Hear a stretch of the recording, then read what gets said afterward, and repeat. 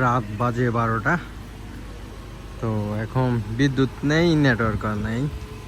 অবশ্য আজকে নেটওয়ার্ক আসছে প্রায় 4 দিন পর। রিসেন্টলি সাজেকে কিন্তু প্রতিদিনই কিন্তু মেঘ হচ্ছে। যারা সাজেক বেড়াইতে আসার প্ল্যানিং আছে অবশ্যই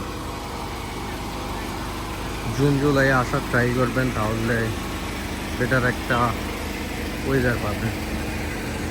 তো বিদ্যুৎ না থাকার কারণে আসলে নেটওয়ার্ক নেই, কিন্তু 4 দিন পর যে নেটওয়ার্ক আসছে, বিদ্যুৎ তো থাকা দরকার ছিল। বৃষ্টিও নেই কিন্তু কিন্তু পুরো সাজেক কুয়াশাচ্ছন্ন হয়ে আছে।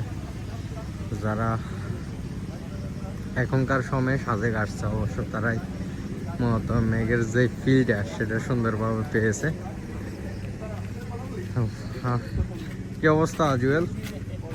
মেঘে ভরপুর, আমরা মেঘে হারিয়ে যাচ্ছি। তোমরা যে একলা একলা চা খাইছো, এটা তো মেঘে হারিয়ে যাচ্ছি আমরা, মেঘে একলা একলা চা খাইছো যে? একলা খাই নাই, ফারুক ভাই খাইছে, আমি খাইছি, নাসির ভাই খাইছে, তিনজনে মিলে খেলাম। ডাক তো দিতে পারতাম, আমরা তো দাঁড়িয়ে আছিলাম। আপনারা তো নেট চালাচ্ছেন। যাই হোক, বিদ্যুৎ থাকলে অবশ্য নেটওয়ার্ক থাকতো, আর এখন নেটওয়ার্ক প্রতিদিনই থাকবে। তো যারা রিসেন্টলি সাজেক আসবেন অবশ্যই প্রিমিয়াম রিসোর্টগুলো আগে থেকে বুকিং করে আসবেন। আর পর্যটকরা অলরেডি সবাই ঘুমাই গেছে, কিন্তু প্রতিদিন কিন্তু প্রচুর পরিমাণে পর্যটক আসতেছে।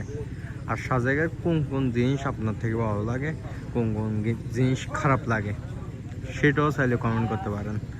আর সাজেকের কোন রিসোর্টে ছিলেন, কোন রিসোর্টের সার্ভিস কেমন ছিল, সেটাও জানাতে পারেন আমাদেরকে।